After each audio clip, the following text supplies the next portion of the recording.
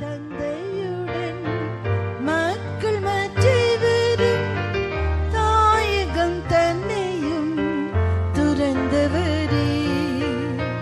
தாயும் தந்தையுடன் மக்கள் மற்றவரும் தாயகம் தன்னையும் துறந்தவரே.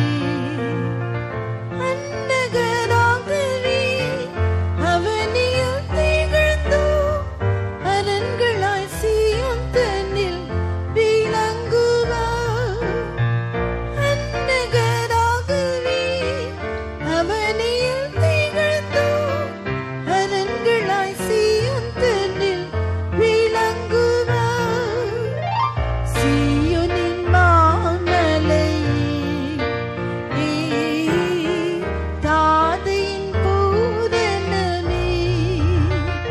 சீயோனின்